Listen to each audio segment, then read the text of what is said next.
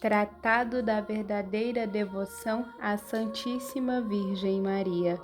São Luís Maria Grignon de Montfort. Capítulo 1. A necessidade da devoção à Santíssima Virgem. Confesso com toda a Igreja que Maria é uma pura criatura, saída das mãos do Altíssimo. Comparada, portanto, à majestade infinita, ela é menos que um átomo, é antes um nada, pois que só Ele é aquele que é. Êxodo 3,14.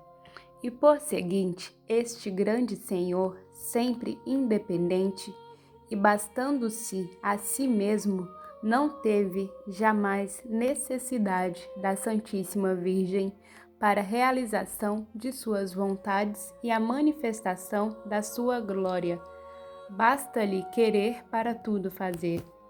Digo, entretanto, que, supostas as coisas como são, já que Deus quis começar e acabar suas maiores obras por meio da Santíssima Virgem, depois que a formou, é de crer que não mudará de conduta nos séculos dos séculos, pois é Deus imutável em sua conduta e em seus sentimentos. Artigo 1º. Princípios. Primeiro princípio. Deus quis servir-se de Maria na encarnação.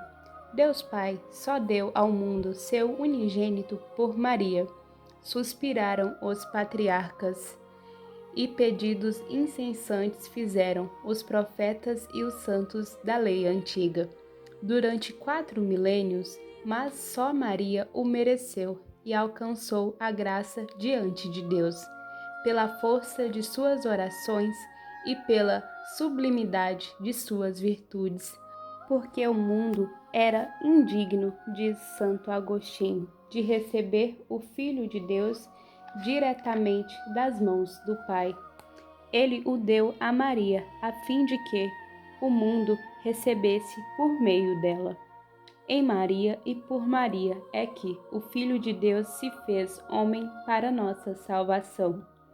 Deus Espírito Santo formou Jesus Cristo em Maria, mas só depois de lhe ter pedido consentimento por intermédio de um dos primeiros ministros da corte celestial. Deus Pai transmitiu a Maria sua fecundidade, na medida em que a podia receber uma simples criatura, para que ela pudesse reproduzir o seu filho e todos os membros do seu corpo místico. Deus Filho desceu ao seio virginal, qual novo Adão do paraíso terrestre, para aí ter suas complacências e operar em segredo maravilhas de graça. Deus feito homem encontrou sua liberdade em se ver aprisionado no seio da Virgem Mãe.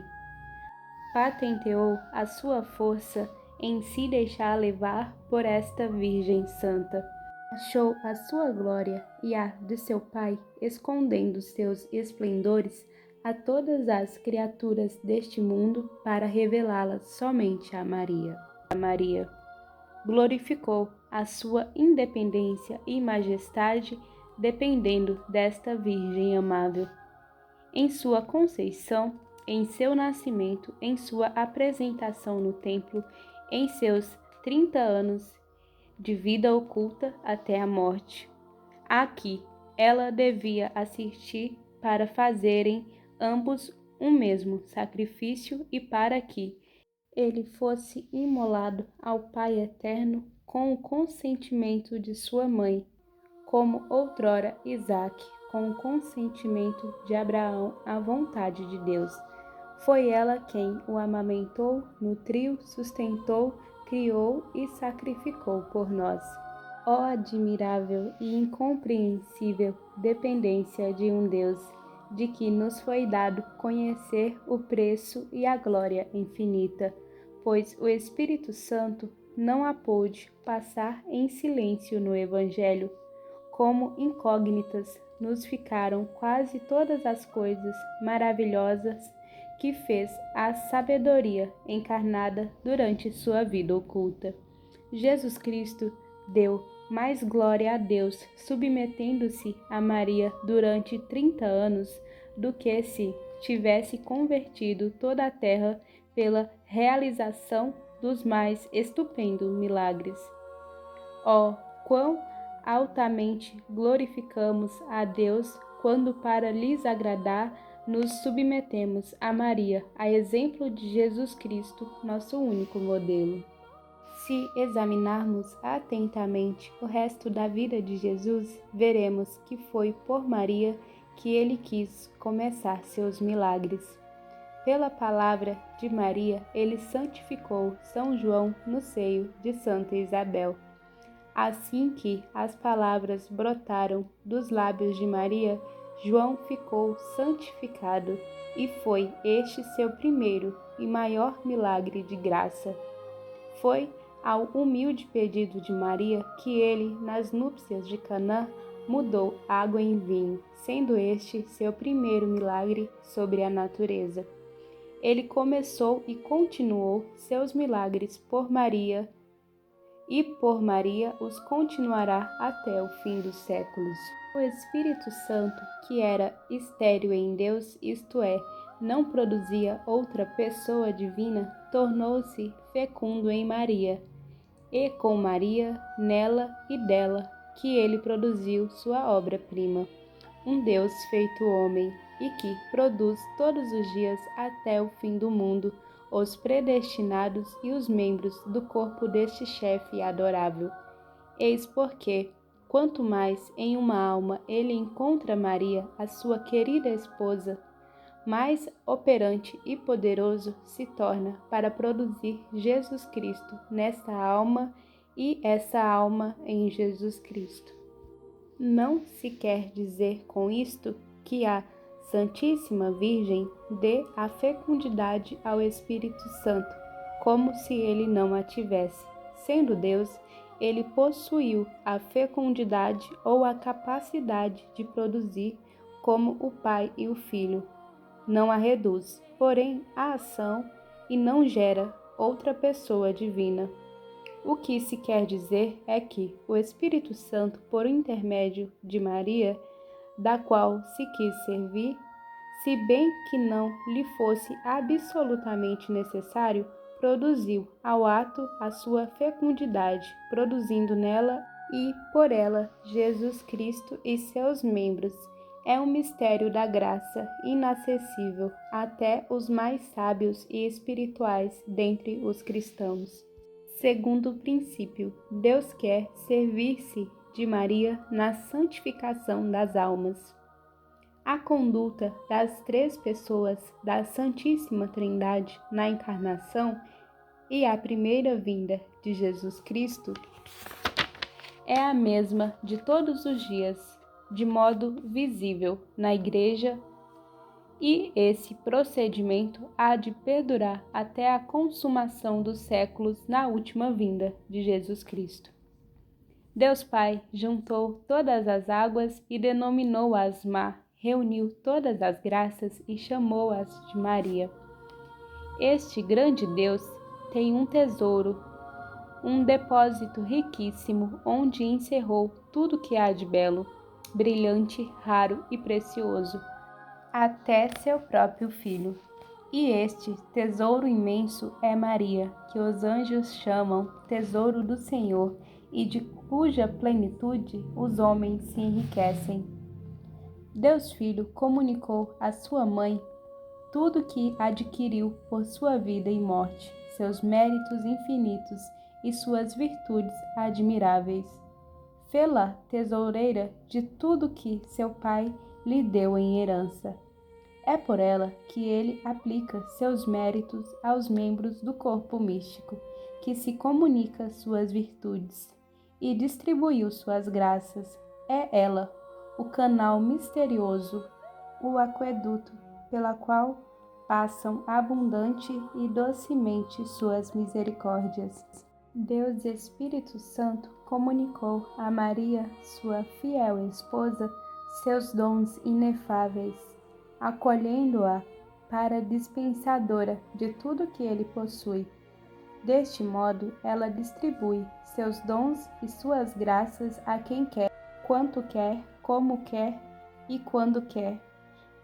E dom nenhum é concedido aos homens que não passe por suas mãos virginais. Tal é a vontade de Deus, que tudo tenhamos por Maria, e assim será enriquecida, elevada e honrada pelo Altíssimo, aquela que, em toda a sua vida, quis ser pobre, humilde e escondida até ao nada. Eis a opinião da Igreja e dos Santos Padres. Se eu me dirigisse aos espíritos fortes desta época, tudo isto que eu digo simplesmente poderia prová-lo pelas Sagradas Escrituras ou pelos Santos Padres, citando longas passagens em latim e aduzindo os mais fortes argumentos que o Padre Poiré deduz e desenvolve em sua tríplice coroa da Santíssima Virgem. Falo, porém, aos pobres e aos simples que, por serem de boa vontade e terem mais fé que a maior parte dos sábios, creem com mais simplicidade e mérito, e, portanto, contento-me de lhes dizer simplesmente a verdade, sem me preocupar em citar todos os textos latinos, embora mencione alguns, mas sem os rebuscar muito. Continuemos. Pois que a graça aperfeiçoa a natureza e a glória aperfeiçoa a graça. É certo que nosso Senhor continua a ser no céu tão filho de Maria como o foi na terra. Por consequente, ele conserva a submissão e obediência do mais perfeito dos filhos para com a melhor das mães. Cuidemos, porém, de não atribuir essa dependência o menor abaixamento ou imperfeição em Jesus Cristo. Maria está infinitamente abaixo do seu Filho, que é Deus, e, portanto, não lhe dá ordens como uma mãe terrestre dá a seu filho. Maria, porque está toda transformada em Deus pela graça e pela glória que, em Deus, transforma todos os santos, não pode, não quer, não faz a menor coisa contrária à eterna e imutável vontade de Deus. Quando se lê, portanto, nos escritos de São Bernardo, São Bernardinho, São Boaventura, etc., que no céu e na terra tudo o próprio Deus está submisso à Santíssima Virgem, deve-se entender que a autoridade que Deus espontaneamente lhe conferiu é tão grande que ela parece ter o mesmo poder que Deus, e que suas preces e rogos são tão eficazes que se podem tomar como ordens junto à majestade. E ele não resiste nunca às suas súplicas de mãe, porque ela é sempre humilde e conformada com a vontade divina. Se Moisés, pela força da sua oração, conseguiu sustar a cólera de Deus contra os israelitas, e de tal modo que o Altíssimo e infinitamente misericordioso Senhor lhe disse que o deixasse encolerizar-se e punir aquele povo rebelde, que devemos pensar com muito mais razão da prece da humilde Maria, a digna Mãe de Deus, que tem mais poder junto da majestade divina que as preces e intercessões de todos os anjos e santos da terra? No céu, Maria dá ordem aos anjos e aos bem-aventurados, para recompensar a sua profunda humildade. Deus lhe deu o poder e a missão de povoar os santos tronos vazios que os anjos apóstatas abandonaram e perderam por orgulho. E a vontade do Altíssimo que exalta os humildes. Lucas 1:52. É que o céu, a terra e o inferno se curvem, de bom ou de mau grado, às ordens da humilde Maria, pois ele a fez soberana do céu e da terra, general de seus exércitos, tesoureira de suas riquezas, dispensadora de suas graças, artífice de suas grandes maravilhas, reparadora do gênero humano, mediadora para os homens, exterminadora para os inimigos de Deus, e a fiel companheira de suas grandezas e de seus triunfos. Por meio de Maria, Deus Pai quer que aumente sempre o número dos seus filhos até a consumação dos séculos, e diz-lhes estas palavras: habita em Jacó, isto é, faze tua morada e residência em meus filhos e predestinados, figurados por Jacó, e não nos filhos do demônio e nos réprobos que Esaú figura. Assim como na geração natural e corporal há um pai e uma mãe, há na geração sobrenatural um pai que é Deus e uma mãe, Maria Santíssima. Todos os verdadeiros filhos de Deus e os predestinados têm por pai e a Maria por mãe. A quem não tem Maria por mãe, não tem Deus por pai. Por isso os réprobos, os hereges cismáticos, que odeiam ou olham com desprezos ou indiferença para com a Santíssima Virgem, não têm Deus por pai, ainda que disso se vangloriem, pois não têm Maria por mãe. Se eles a tivessem por mãe, haviam de amá-la e honrá-la como um bom e verdadeiro filho ama e honra naturalmente a sua mãe que lhe deu a vida. O sinal mais infalível e indubitável para distinguir um herege, um cismático, um réprobo de um predestinado é que o herege e o réprobo apresentam desprezos e indiferença pela Santíssima Virgem e buscam por suas palavras e exemplos abertamente ou às escondidas, às vezes sob belo pretexto, diminuir e mesquinhar o culto e o amor a Maria. Ah, não foi nestes que Deus Pai disse a Maria que fizesse sua morada, pois são filhos de Esaú. O desejo de Deus Filho é formar-se e, por assim dizer, encarnar-se todos os dias por meio de sua mãe. Em seus membros, ele diz: possuirei a tua herança em Israel. Como se dissesse: Deus, meu Pai, dou-me por herança todas as nações da terra, todos os homens, bons e maus, predestinados e réprobos. Eu os conduzirei, uns com vara de ouro, outros com vara de ferro. Serei o pai e advogado de uns, o justo vingador para outros, o juiz de todos. Mas vós, minha querida mãe, só tereis por herança e possessão os predestinados figurados por Israel.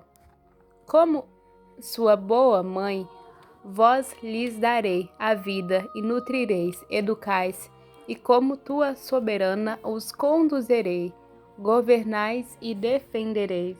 Um grande número de homens nasceu dela, diz o Espírito Santo. Conforme a explicação de alguns santos padres, o primeiro homem nascido de Maria é o homem-Deus, Jesus Cristo. O segundo é um homem puro, filho de Deus e de Maria por adoção. Se Jesus Cristo, o chefe dos homens, nasceu nela, os predestinados, que são os membros deste chefe, devem também nascer dela. Por uma consequência necessária, não há mãe que dê à luz a cabeça sem os membros, ou os membros sem a cabeça. Seria uma monstruosidade da natureza. Do mesmo modo, na ordem da graça, a cabeça e os membros nascem da mesma mãe. E se um membro do corpo místico de Jesus Cristo, isto é, um predestinado, nascesse de outra mãe que Maria, que produziu a cabeça, não seria um predestinado nem membro de Jesus Cristo, e sim um monstro na ordem da graça. Além disso, pois que Jesus é agora mais do que nunca o fruto de Maria, como lhe repetem 1000 vezes diariamente o céu e a terra. Bendito é o fruto do vosso ventre. É certo que Jesus Cristo, para cada homem em particular que o possui, é tão verdadeiramente o fruto e obra de Maria como para todo o mundo em geral. Deste modo, se qualquer fiel tem Jesus Cristo formado em seu coração, pode atrever-se a dizer: 1000 graças a Maria. Este Jesus que eu possuo é, com efeito, seu fruto, e sem ela eu jamais o teria. Pode-se ainda aplicar-lhe com mais propriedade que São Paulo aplica a si próprio as palavras de Gálatas 4:19. Dou à luz todos os dias os filhos de Deus, até que Jesus Cristo seja neles formado em toda a plenitude de sua idade. Santo Agostinho, sobrepunjado a si mesmo e tudo o que acabo de dizer, confirma que todos os predestinados para serem conformados à imagem do Filho de Deus são, neste mundo, ocultos no seio da Santíssima Virgem. Aí guardados, alimentados, mantidos, engrandecidos por esta boa mãe, até que ela os dê glória depois da morte, que é propriamente o dia de seu nascimento, como qualifica a Igreja a morte dos justos, o mistério da graça que os réprobos desconhecem e os predestinados conhecem muito pouco.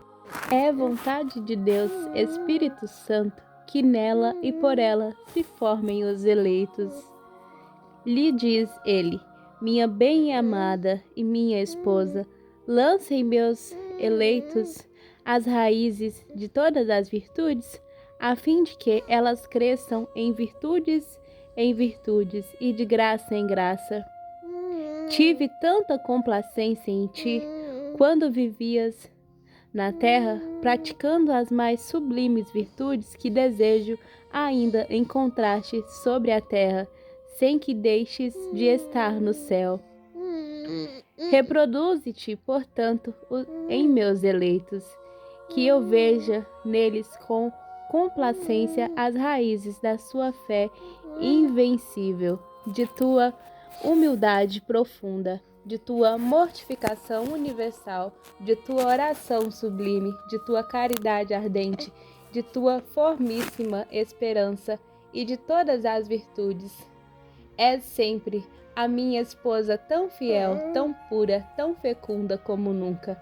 Que a tua fé me dê fiéis, que tua pureza me dê virgens, que tua fecundidade me dê eleitos e templos. Quando Maria lança suas raízes em uma alma, maravilhas de graça se produzem, que só ela as pode produzir, pois é a única Virgem fecunda que não teve jamais nem terá semelhante em pureza e fecundidade. Maria produziu com o Espírito Santo a maior maravilha que existiu e existirá, um Deus homem. E ela produzirá, por consequente, as coisas mais admiráveis que hão de existir nos últimos tempos, a formação e educação dos grandes santos que aparecerão no fim do mundo. Lhe está reservada, pois só a Virgem singular e milagrosa pode produzir, em união com o Espírito Santo, as obras singulares e extraordinárias. Quando o Espírito Santo, seu esposo, encontra numa alma, ele se apodera dessa alma, penetrando-a com toda a plenitude, comunicando-lhe abundantemente na sua medida em que lhe concede sua esposa. É uma das razões porque, hoje em dia, o Espírito Santo não opera nas almas maravilhas retumbantes, e não encontra ele uma união bastante forte entre as almas e sua esposa fiel e inseparável. Digo esposa inseparável porque, depois que este amor substancial do Pai e do Filho despousou sobre Maria para produzir Jesus Cristo, o chefe dos eleitos, e Jesus Cristo nos eleitos, nunca a repudiou, pois ela tem sido sempre fiel e fecunda. Em seguida, daremos continuidade ao segundo artigo do primeiro capítulo. Muito obrigada, salve Maria, se inscreva no canal e ative o sininho das notificações para receber novos vídeos. Salve Maria!